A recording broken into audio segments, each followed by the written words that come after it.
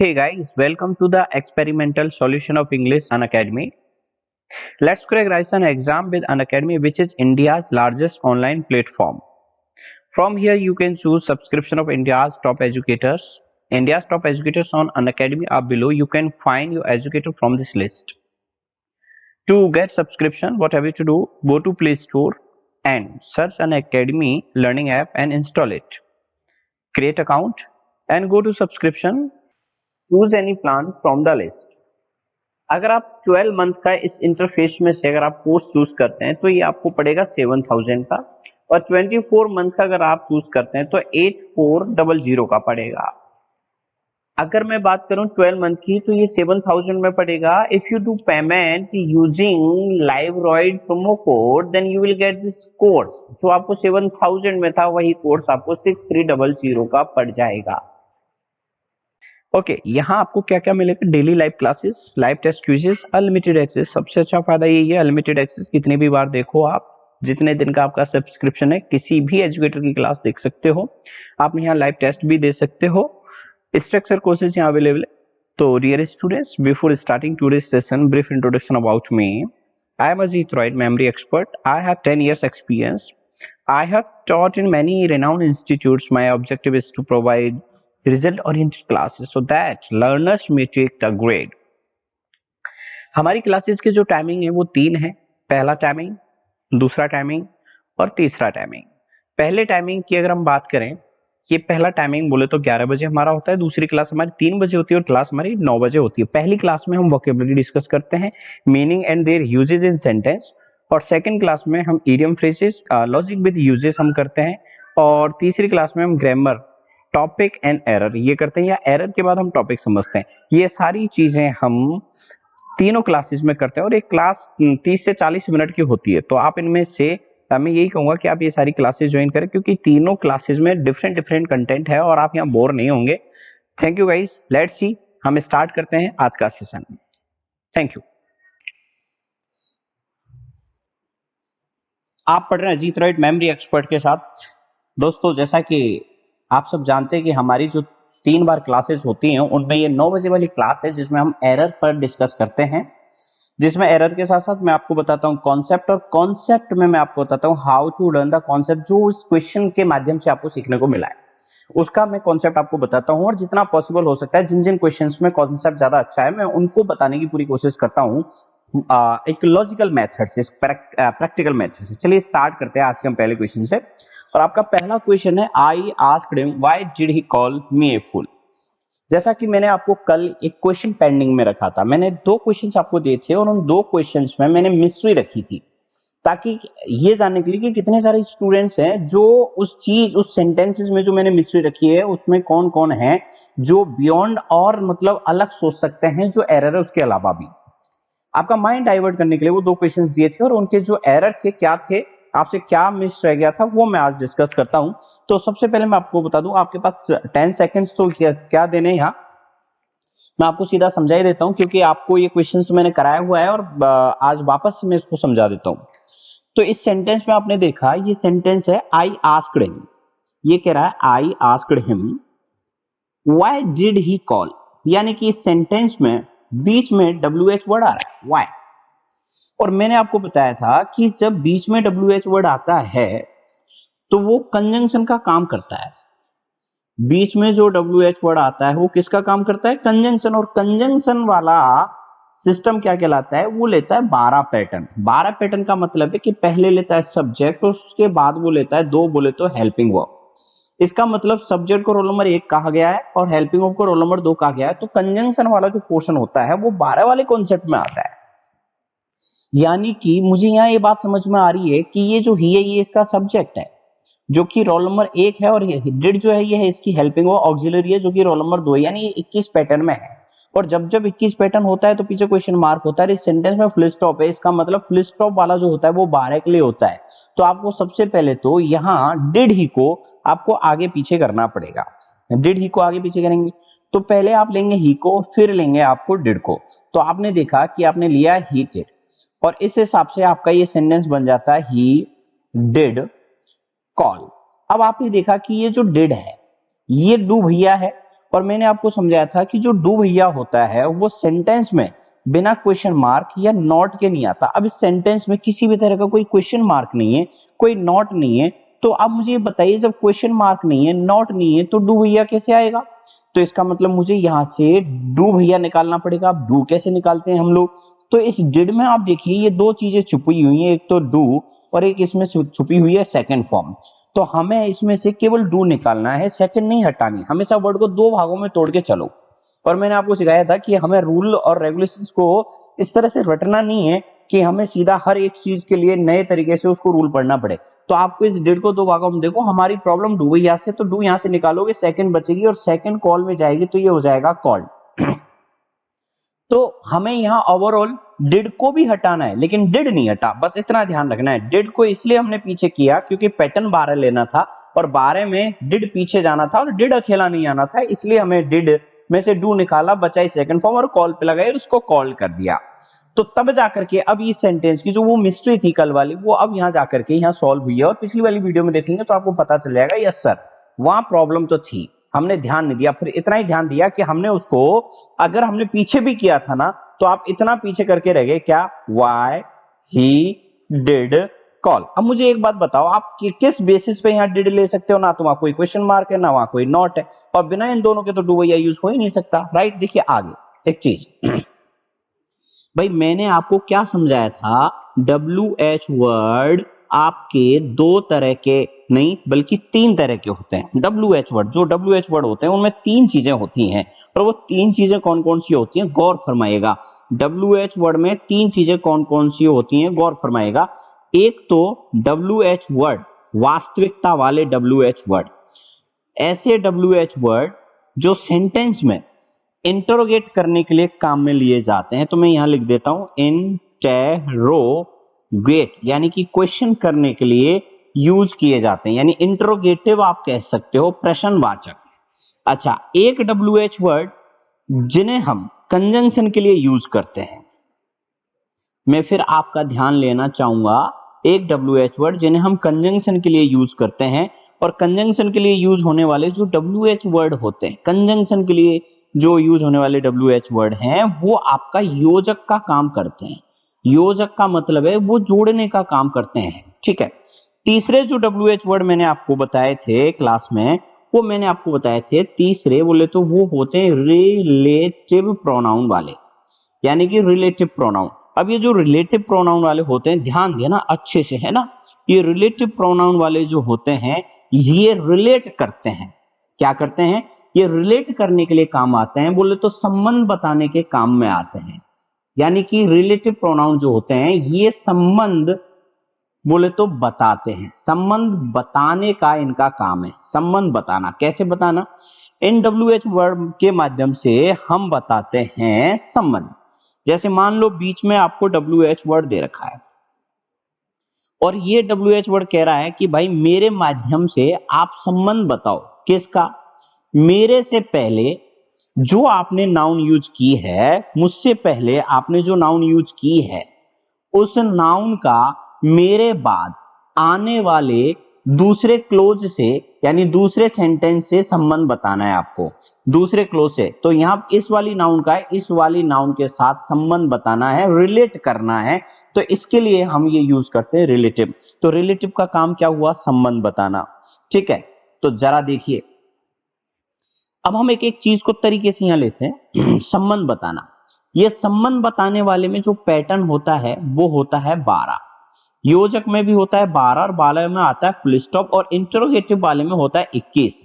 अब ये 12 और 21 क्या लफड़ा है, जरा गौर फरमाना। यहाँ दो का मतलब होता है कि आपके पहले तो दे रखी है हेल्पिंग वर्ब और उसके बाद दे रखा है सब्जेक्ट, और इस 12 का मतलब है पहले दे रखा है सब्जेक्ट और फिर दे रखी है हेल्पिंग वर्ब।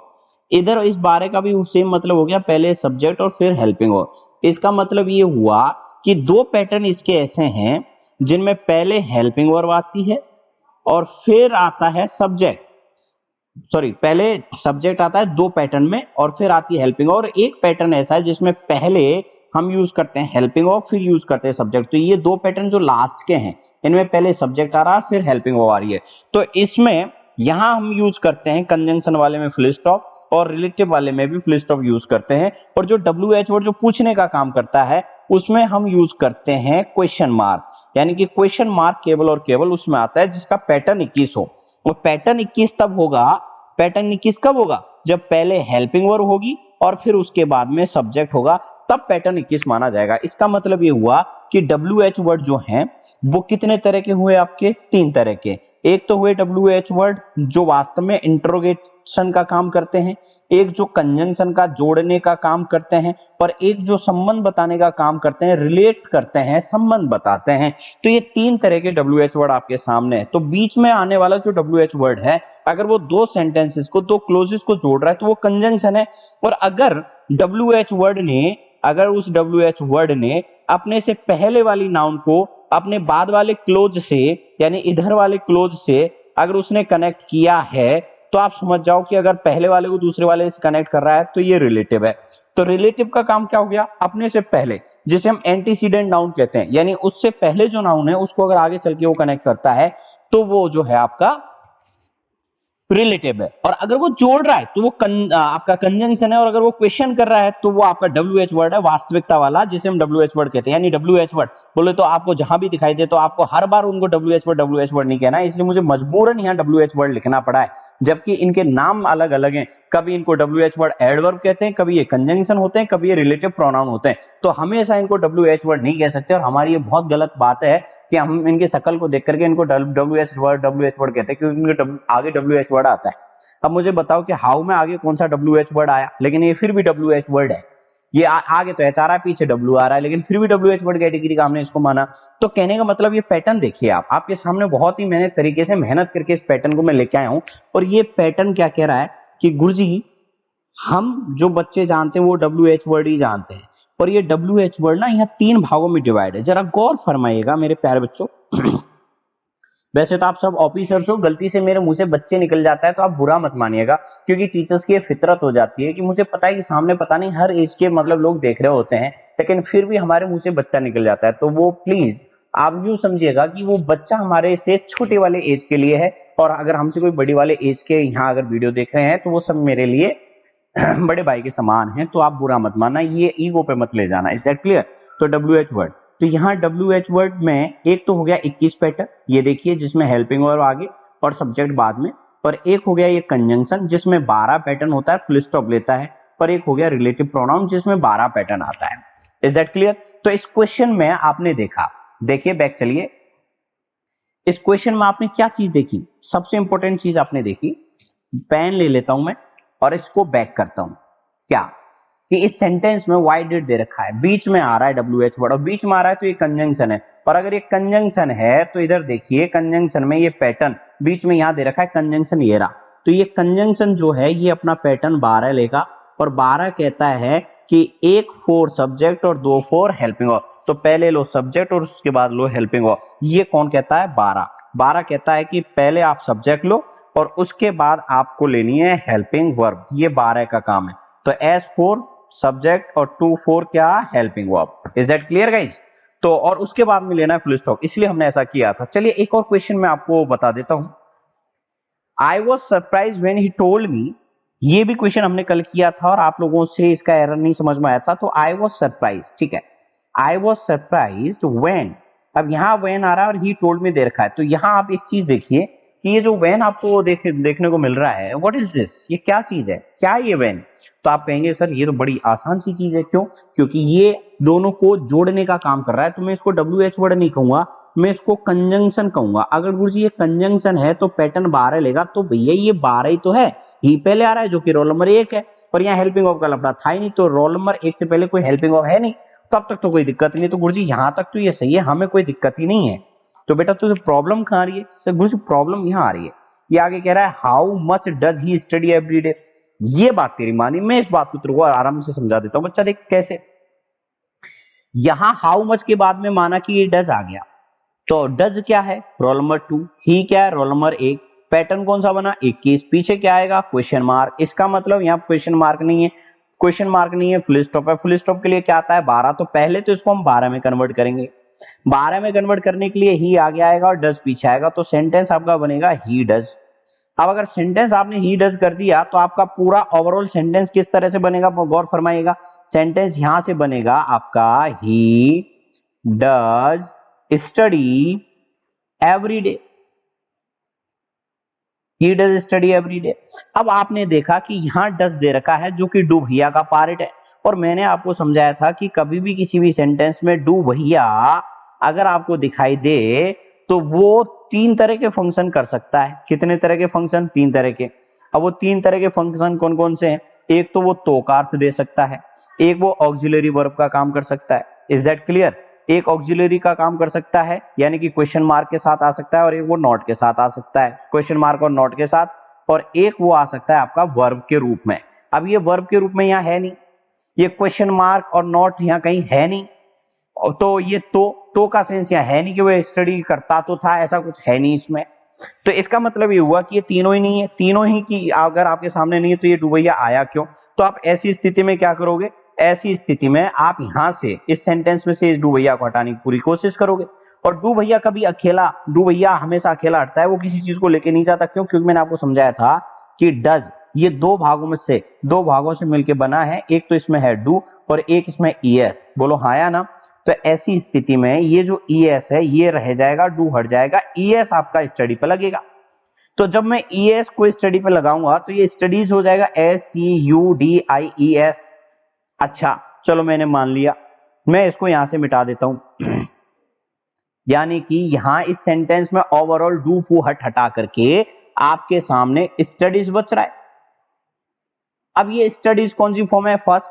और आगे हमने एक चीज पढ़ी थी कि भैया जो सीक्वेंस ऑफ टेंस होते हैं जो सीक्वेंस ऑफ टेंसेस होते हैं उसमें सीक्वेंस ऑफ टेंसेस में अगर पहले वाले में सेकंड फॉर्म आ रखी होती है तो दूसरे वाले में भी हमें सेकंड फॉर्म लेनी होती है। मैंने आपको ये पैटर्न समझाया था, अगर पहले वाले में फर्स्ट है तो दूसरे वाले में फर्स्ट या सेकंड आ सकती है, अगर पहले वाले में सेकंड है तो दूसरे वाले में सेकंड ही आएगी, फर्स्ट नहीं आएगी। फर्स्ट केवल यूनिवर्सल ट्रुथ में आती है।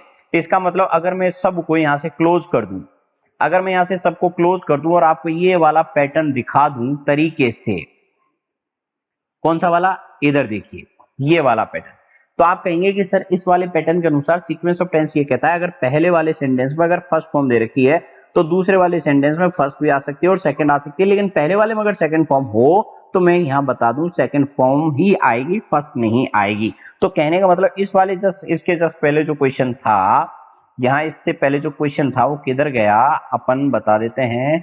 आ जाइए भाई साहब क्वेश्चन निकल करके, ये वाला, ठीक है। I was surprise when he told me how much does. तो इस वाले सेंटेंस में आपने जब यहां से डज को हटाया था और डज को हटा के आप एक तरह से इसको स्टडीज कर रहे थे, तो वहां स्टडीज नहीं, आपको वहां सेकंड फॉर्म करनी है स्टडीज की, और सेकंड फॉर्म आप करोगे तो ये स्टडीड होना चाहिए। क्या होना चाहिए भाई? स्टडीड होना चाहिए, यानी कि सेकंड फॉर्म यहां होनी चाहिए। Is that clear guys? तो फाइनली यहां आपको सेकंड फॉर्म क्यों लेनी है? क्योंकि पहला वाला सेंटेंस जो है वो पूरा पास्ट में चल रहा है, इसलिए आपको यहां भी सेकंड फॉर्म लेनी पड़ी इस वाले पैटर्न के आधार पर। ये पैटर्न आपके सामने, आप आराम से देख लो कितने अच्छे तरीके से मैंने ये बनाया है। और एक पैटर्न ये था कंजंक्शन वाला, कंजंक्शन में एक 21 है, एक 12 और एक ये है। तो ये दो पैटर्न है, इसके स्क्रीनशॉट ले लीजिए फटाफट, अभी इसका स्क्रीनशॉट ले लो तुरंत, राइट ना, जल्दी से। और अब इसका भी स्क्रीनशॉट ले लीजिए सीक्वेंस ऑफ टेंसेस का, जिसमें सेकंड के बाद में फर्स्ट नहीं आती, बोले तो अगर आएगी तो यूनिवर्सल ट्रुथ में आएगी, यूनिवर्सल ट्रुथ वाला। और इसको पूरे कॉन्सेप्ट को तरीके से पढ़ने के लिए आप वेट करें, क्योंकि मैं एक चीज बता दूं गाइस, जितने भी लोग मेरी वीडियो देख रहे हैं और सुन रहे हैं, मैं बहुत ही शानदार तरीके से प्रेजेंटेशन लाने वाला हूं और सच में मैं उस पर काम कर रहा हूं। अभी मैं एक साथ मतलब आधे अधूरे वाले काम को मैं आपके सामने प्रेजेंट नहीं कर सकता। क्यों? क्योंकि मुझे लगता है कि आधा अधूरा जो सिस्टम होता है, आधा अधूरा जो काम होता है, वो कभी इफेक्टिव नहीं होता। तो मैं सोच रहा हूं कि मैं थोड़ा सा वेट कर लूं, मेरे ये जो आप प्रेजेंटेशन देख रहे हैं इनको मैं और अच्छी तरीके से इनको मोड़ दे दूं, बहुत ही अच्छे तरीके से मैं लाना चाहता हूं कि आपका दिल खुश हो जाए और देखने का मन करे। बट मैं इतना मानता हूं, अगर हम वोकेबुलरी के अलावा अगर हम चले ना ग्रामर की बात, तो मैं इतना श्योर हूं कि ग्रामर जो आप पढ़ रहे हो ना, उसके कॉन्सेप्ट को मैं इतने बढ़िया तरीके से आपके दिमाग में फिट कर दूंगा, आप सोच भी नहीं सकते। और आप जानते भी हैं, आप लोगों को पता भी है कि मैं सच में ऐसा मतलब कॉन्सेप्ट जो है वो बहुत अच्छे तरीके से समझा सकता हूं। लेकिन प्रॉब्लम वोकेबुलरी में क्या आती है? वोकेबुलरी में प्रॉब्लम यह आती है कि मेरे पास में कमी है सेंस ऑफ ह्यूमर की, यानी कि डायलॉग मारने की। मेरे से डायलॉग नहीं मारे जाते, और जब तक ऑडियंस सामने हो सामने ना हो और आप अकेले अकेले अगर कोई चुटकुला मारने की कोशिश कर रहे हैं, डायलॉग मारने की कोशिश कर रहे हैं, तो वो इतना इम्पैक्टिव नहीं होता। पर ये बात आप समझते हैं। तो कहने का मतलब ये हुआ कि वोकैबुलरी में थोड़ा हंसी मजाक इसलिए नहीं हो पाता क्योंकि मैं आपको पढ़ाते समय देख नहीं पा रहा हूं और आप मुझे नहीं देख पा रहे हैं, तो हमें एक दूसरे का फेस नहीं समझ आ रहा है। लेकिन यहाँ बात कॉन्सेप्ट को समझाने की है, तो यहाँ तो वो चीज बहुत अच्छे तरीके से हो सकती है, क्योंकि ग्रामर में तो आपको ओवरऑल कॉन्सेप्ट पे ध्यान देना और वोकैबुलरी में आपको माइंड को स्ट्राइक कैसे करना है उस पर ध्यान देना, क्योंकि वो वर्ड माइंड में स्ट्राइक करेगा तभी वो याद रहेगा। तो ओवरऑल कहने का मतलब ये है कि ग्रामर का प्रेजेंटेशन मैं बना रहा हूँ और उसके लिए आप वेट करते रहिए। तभी मैं पहले आपको ये एरर के क्वेश्चंस करा रहा हूँ और उसके बाद हम इंग्लिश ग्रामर का प्रॉपर तरीके से शानदार कम से कम 20 डेज बाद यानी 20 दिन बाद हम इसका कोर्स लॉन्च करेंगे प्रॉपर ग्रामर का प्रॉपर प्रेजेंटेशन के साथ, जहां आपको एक एक चीज को तरीके से पढ़ने को मतलब पढ़ने का आनंद अलग ही आएगा। ठीक है गाइस, तो आप मेरी बात समझ गए होंगे। हम चलते हैं अगले वाले क्वेश्चन पर। अगला वाला क्वेश्चन है, I forgot if I had to pay the fees today. तो गाइस आपको ये चीज समझ में आ गई क्या? मुझे बताओ, मैंने ये चीज आपको यहाँ कोई रह तो नहीं गया? तो आपको समझ में आ गया स्टडी को स्टडीड क्यों करना है हमें, क्योंकि पहला वाला सेंटेंस पास्ट में इसलिए करना है। इज दैट क्लियर और नॉट गाइस? तो ये चीज आपकी क्लियर हो गई। चलिए हम आगे बढ़ते हैं, कुछ करते हैं। ठीक है, सत्यनारायण भगवान की कथा को आगे बढ़ाते हैं। तो आई फॉरगॉट, आपके पास 10 सेकंड का टाइम है और फटाफट आप मुझे बताइए कि इसमें क्या एरर है। जल्दी से आप मुझे बताइए इसमें क्या एरर है, फटाफट।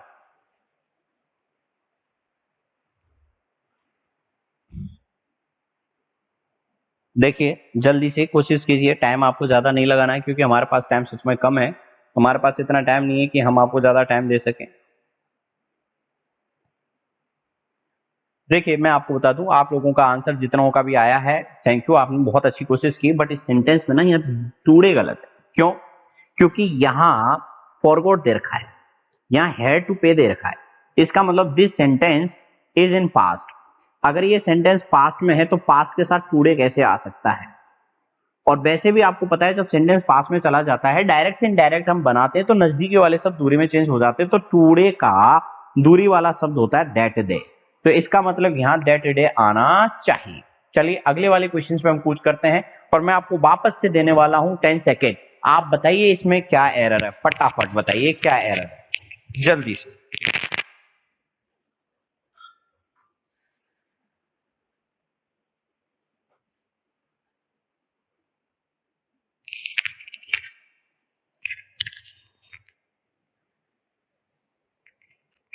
चलिए आपने काफी अच्छी कोशिश की और इस सेंटेंस में बहुत ही प्यारा और अच्छा एरर है।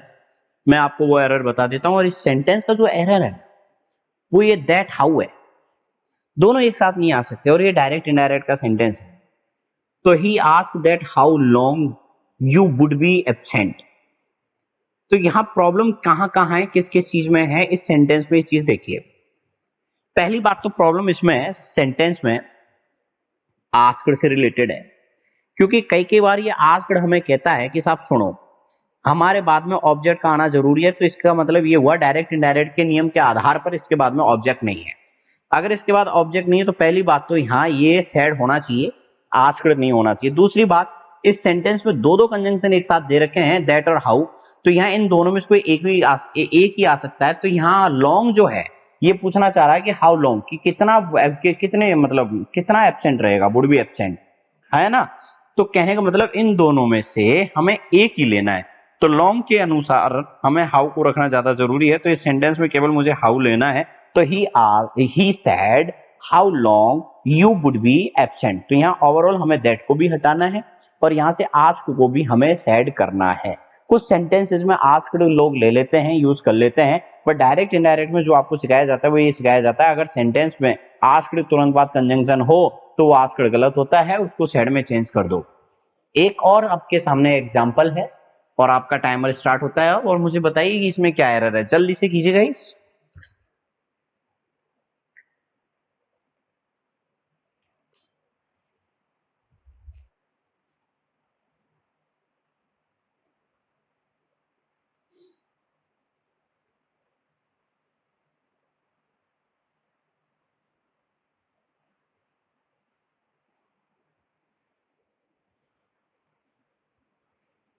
जैसा कि आपने बहुत अच्छी कोशिश की है और वेरी नाइस। आप सभी का बहुत बहुत धन्यवाद। The soil was moist as there was little rain that the day before. तो ये कह रहा है कि जैसा कि मिट्टी ना बहुत मतलब ऐसी मॉइस्ट मॉइस्ट लग रही है, तो ऐसा लगता है कि बारिश हुई होगी। तो यहाँ ओवरऑल जो लिटिल है, इस लिटिल की जगह ए आना चाहिए। लिटिल के आगे, लिटिल के स्थान के आगे, यानी लिटिल की जगह कभी कभी मतलब मुंह से निकल के आ जाता है हम बोलना क्या चाह रहे होते हैं, तो की जगह नहीं, लिटिल के साथ ए आना चाहिए। तो there was a little girl होना चाहिए। क्यों होना चाहिए? क्योंकि ये जो लिटिल और फ्यू होते हैं ये तीन तरह के होते हैं। ये मैं आपको डिटरमाइनर में पढ़ाता हूं, और डिटरमाइनर में इनकी बहुत प्यारी सी कथा आती है, और उस कथा के अनुसार हम जब चलते हैं तो हमें एक चीज समझ आ जाती है। और वो क्या चीज समझ में आती है कि भाई लिटिल और फ्यू ये कहते हैं कि हम तीन तरह के हैं। हमें पहली बात तो तब यूज किया जाए जब आपके पास कोई चीज है और वो यूज के अनुसार कम है। तो मैंने कहा ठीक है, मान ली तेरी बात, यूज के अनुसार कम होता है तब हम लिटिल और फ्यू को यूज करते हैं। तो लिटिल ये कहता है कि मुझे लिटिल फॉर लीटर, और लीटर में चीजों को तोला जाता है और तोलने वाली चीजें अनकाउंटेबल होती हैं। तो ये लिटिल कहता है कि मुझे पहली बात तो आप अनकाउंटेबल थिंग्स के साथ यूज करें। हमने कहा तेरी बात एक्सेप्टेड है। फ्यू ने कहा कि साहब मेरे लिए एक काम कीजिए, ये मिटेगी लाइन, मेरे लिए एक काम कीजिए कि आप काउंटेबल यूज कीजिए, काउंटेबल चीजें यूज कीजिए। तो फ्यू काउंटेबल के लिए और लिटिल अनकाउंटेबल के लिए। कुछ अगर कमजोर, इससे भी अगर कुछ कमजोर विद्यार्थी हैं जिनको अगर ये चीज भी याद नहीं रहती, तो मैं आपको बता दूं, एल से लीटर बनता है, और एफ को अगर ऐसे घुमा दो, यूं मिला दो, तो पी बनता है, पी से बनता है प्लूरल। इसका मतलब प्लूरल केवल और केवल काउंटेबल चीजें बन सकती हैं, अनकाउंटेबल कभी प्लूरल नहीं बनती। और आपको समझ में आ गया कि ये जो फ्यू है, इस फ्यू से हमने प्लूरल बना लिया, इसका मतलब फ्यू के साथ नाउन भी प्लूरल आती है और ये आता भी काउंटेबल के लिए है। और litre, litre, L for litre, litre में चीजों को तोलते हैं, गिन नहीं पाते, इसलिए वो अनकाउंटेबल है। तो कहने का मतलब ये हुआ कि एक तो हो गया अनकाउंटेबल के लिए और एक हो गया काउंटेबल के लिए, हाँ या ना। अब बात करते हैं कि ये तीन क्यों होते हैं। ये तीन इसलिए होते हैं, पहले मैं इसको मिटा देता हूं, तब तक आप इंतजार करो, भले आप हुक्का पी के आ सकते हो घर पर, है क्या नहीं, तब तक मैं मिटा रहा हूं। चलिए मिट गया। आई होप कि आपने हुक्का पी भी लिया होगा। और मुझे मार्कर का कलर थोड़ा सा चेंज करना है। तो ये कह रहा है कि हम तीन प्रकार के होते हैं। तो हमने पूछा तुम तीन प्रकार के कौन कौन से होते हो, कि साहब हमें पहली बात तो तब यूज किया जाता है जब तीन, मतलब जब जब कोई चीज आपके पास यूज के अनुसार कम है, तो क्या, जब चीज यूज के अनुसार कम होती है तो कभी आपका काम बढ़ जाता है, कभी आपका काम नहीं बढ़ता है। तो अच्छा, तो माना कि आपका काम नहीं बना और माना कि आपका काम बन गया, तो दो स्थिति ये होगी। अब काम बने ना बने, लेकिन कई कई बार आप उस चीज को पॉइंट आउट करते हो। तो पॉइंट आउट करना तीन कैटेगरी के लिए हमें यूज किया जाता है, पॉइंट आउट। बोलो मान ली बात, ठीक है, कैसे साहब? क्यों, देखो मान लो आपके पास में, यहां मैं एक गिलास बनाता हूं कि आपके पास कोई गिलास है, बोलो है।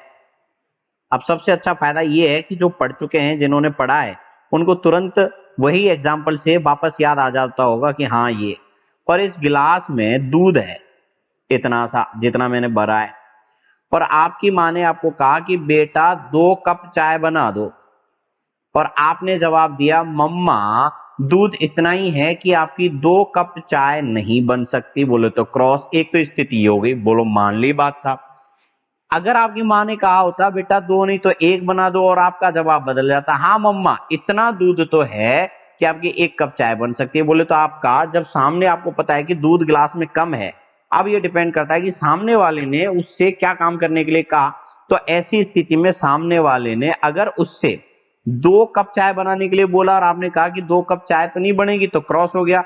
1 कप के लिए बोला तो आपका काम बन जाएगा, हाँ या ना। तो क्रॉस और राइट, दो स्थितियां होगी। तो क्रॉस का तो मतलब है कि लिटिल और फ्यू के आगे आपको कुछ भी लगाने की जरूरत को नहीं, आप सीधा उस वस्तु से पहले लिटिल और फ्यू में से कोई रख सकते हो उस कैटेगरी के आधार पर। अनकाउंटेबल है तो लिटिल रख के आ जाना, काउंटेबल है तो फ्यू रख के आ जाना। हम समझ जाएंगे कि आपने लिटिल और फ्यू से पहले कुछ भी सिग्नल नहीं दिया, इसका मतलब चीज इतनी थी कि काम नहीं बना, मान ली बात। और काम बढ़ गया तो काम बढ़ गया। तो देखो ये राइट का जो निशान है, अगर मैं इसको थोड़ा सा यूं ऐसे घुमा दूं, देखो मैं कॉर्नर में नीचे नीचे लिख रहा हूं, अगर मैं ऐसे घुमा दूं तो ये ए आर्टिकल के जैसा लगेगा, इसका मतलब ये हुआ कि राइट वाले निशान को आप ए में कन्वर्ट कर दो। तो अगर आपने लिटिल और फ्यू के आगे ए सिग्नल दे दिया तो हम समझ जाएंगे कि आप अगर ए लिटिल या ए फ्यू कह रहे हो तो आपका कहने का मतलब है कि इतना तो है, इतना तो हुआ है कि आपका काम बन गया। तो इतनी चीज जिससे हमारा काम बन जाए उसे कहते हैं हम क्या, बोले तो आ, या तो लिटिल या आ या फ्यू। अब अगला क्वेश्चन ये था विद्यार्थी का कि गुरुजी मान लो एक कप दो कप की कोई बात ही नहीं होती और बोलने का तरीका अलग होता, कैसे कि बेटा कुछ चाय बना लो, एक कप दो कप जो भी, और आप ये बोलते हैं उसके रिटर्न में मम्मा जितना भी दूध था उसको सबको बिल्ली पी गई। अब चाहे आपकी चाय बढ़ती या नहीं बढ़ती वो बात की बात है, लेकिन जितना भी दूध था वो बिल्लो पी गई, यानी कि बिल्लो नहीं बिल्ली पी गई। बिल्लो हमारे यहाँ बोलते तो वो निकलेगा, मदर टंग जो है वो कहाँ जाएगी, भरतपुर में तो बिल्लो ही बोलते हैं, इसलिए हम थोड़ा सा निकल जाता है हमारे मुंह से, तो माइंड मत करना, ठीक है। तो बिल्लो पी गई यानी बिल्ली पी गई, तो पॉइंट आउट कर दिया आपने। तो पॉइंट आउट जब हम करते हैं तो वहां एक नया आर्टिकल आपको यूज करना पड़ेगा, और वो है आपका आर्टिकल कौन सा, द। तो तीन चीजें हो गई आपकी, एक हो गया द, एक होगा क्रॉस, और एक हो गया ए। तो अब आपको क्या समझ में आया, यहाँ आपको तीन स्थितियां समझ में आ गई, देखिए कैसे, ठीक है। आपकी तीन स्थितियां समझ में आ गई। एक तो हो गया केवल और केवल आपका लिटिल, इंटरेस्टिंग। एक हो गया आपका लिटिल से पहले ए, इंटरेस्टिंग। और एक हो गया आपका लिटिल से पहले द। अब इनकी आगे मैं डेफिनेशन लिख देता हूं और इनका मतलब क्या है, और इधर भी मैं लिख देता हूं। एक हो गया आपका फ्यू, ठीक है साहब, एक हो गया आपका ए फ्यू, ठीक है साहब, और एक हो गया आपका द फ्यू। तीन चीजें इधर हो गई।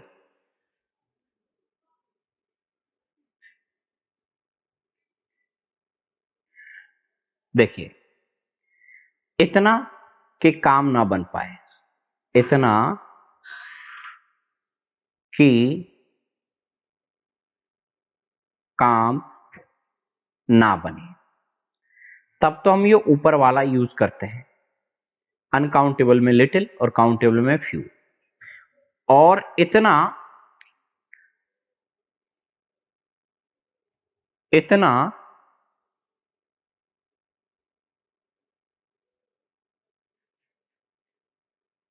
इतना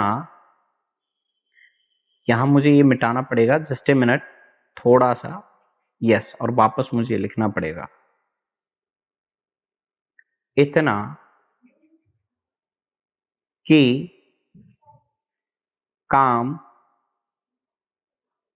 बन जाए, और नीचे वाला कहेगा जो था वो सारे का सारा, जो था वो सब।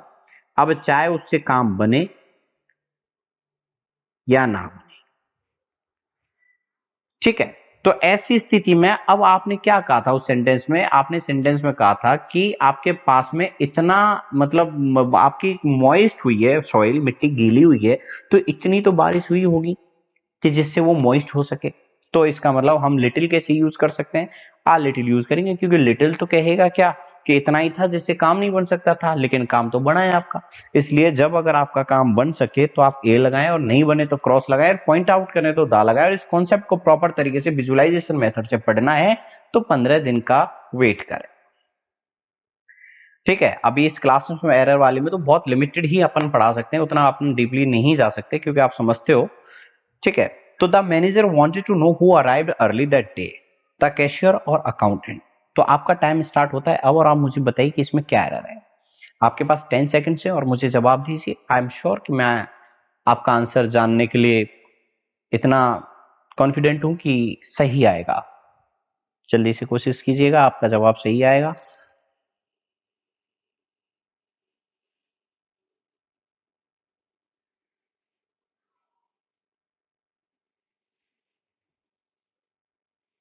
देखिए मैं आपको बता देता हूँ, या मैनेजर ने जानना चाहा कि कौन पहले आया था, इसका मतलब व्यक्ति थे दो।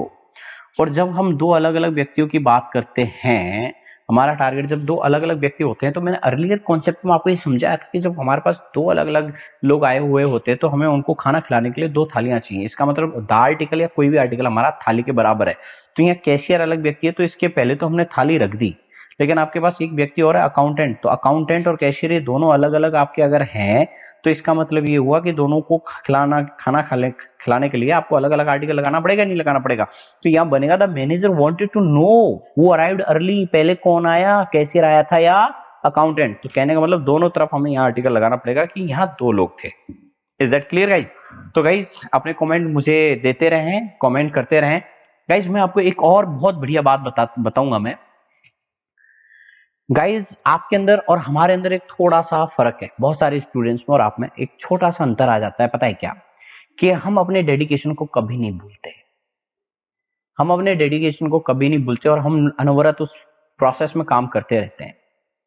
यहां जहां तक मैंने देखा है, जब तक मैं आपको संभालता हूं, जब तक मैं आपको बोलता हूं, जब तक मैं बोलता हूं इतने बजे क्लास है, आना है, लाइव लेनी है, आपको कमेंट का ध्यान रखना है या आपको शेयर करने का ध्यान रखना है, लाइक करने का, तब तक तो आप उसको कर पाते हो। और जैसे अगर हम ये सारी चीजें अगर आपको कहना भूल जाते हैं और हम पढ़ाने में व्यस्त हो जाते हैं तो मतलब आप जैसे दिन हो जाते हैं तो आप भूल जाते हो ये सारी चीजें। ऐसा क्यों? क्योंकि आप केवल और केवल सामने वाले के कहने का आप एहसान उतार रहे होते हैं। हाँ, कई बार ऐसा होता है कि आपको अगर आपके अंदर दिल से अगर ये बात निकलती है कि यस हम बहुत अच्छे कैरेक्टर वाले लोग हैं, हम इंडियंस हैं और हम वो लोग हैं जिनके दिलों में वो खून दौड़ता है जो ये चाहते हैं कि हमारा जो इंडिया है वो बहुत अच्छे लेवल पे जाए, विकासशील से विकसित देशों में पहुंचे। और वो तभी पहुंचेगा जब हम हमारे सभी जितने भी साथीगण हैं, जितने भी इंडियंस हैं, एक दूसरे का हम सपोर्ट करें। हमारे इंडिया में से दुनिया भर के लोग हैं जो जो दूसरे को गिराने का, दुनिया भर के लोग हैं। मैं तो ये कहूंगा हर दूसरा आदमी आपको ऐसा मिलेगा जो टांग पकड़ के खींचना चाहेगा, उसको आगे नहीं बढ़ने देगा। तो मजा उसमें है जब आप चीजों को अप्रिशिएट करें। कोई भी व्यक्ति हो आपके सामने, अजीत रोहिड हो या कोई भी हो, जिस भी व्यक्ति से आपको एक्सपेक्टेशन है या कोई भी व्यक्ति आपके लिए जद्दोजहद कर रहा है, चाहे भले उसे कुछ भी गलती हो गई हो, बट हाँ आपको वो सिखाना चाह रहा है, तो मुझे लगता है कि यू मस्ट अप्रिशिएट। ये एक अच्छे इंसान की पहचान होती है। कमियां निकालना तो बहुत चीफ लोगों का काम होता है। कमियां वही निकालते हैं जो ये जानते हैं कि हम परिपक्व नहीं है। और जो परिपक्व होता है, जो अपने आप में कुछ होता है, वो कभी किसी की कमियों को कमियां नहीं कहता, वो सिर्फ और सिर्फ उसको डायरेक्शन देता है कि अगर इस चीज में थोड़ा ऐसा हो जाता तो आप बहुत अच्छा कर पाते। तो आई वुड लाइक कि मैं ये चाहूंगा कि जहां आपको लग रहा हो किसी भी वीडियो में या आपकी एक्सपेक्टेशन कुछ और हो कि सर हमें ये चाहिए, तो आप मुझे स्ट्रेट फॉरवर्ड बोलिए कि सर ये चाहिए। मैं डेफिनेटली आपको खुश करने की पूरी कोशिश करूंगा, क्योंकि यहाँ पता है ये जो हम आपको एक्सप्लेन करते हैं, पीपीटी बनाते हैं, ये अच्छे से अच्छे आपको देने की कोशिश करते हैं, इसके पीछे एकमात्र कारण क्या है? हम आपको खुश करना चाहते हैं। अगर हम आपको खुश करेंगे तो आप हमें फॉलो करेंगे, आपकी वजह से हमारा नाम होगा। वही चीज सेम जब हम आपको खुश कर रहे हैं तो आपका भी फर्ज बनता है कि आप हमें खुश करें, हम भी आपसे खुश होने चाहिए।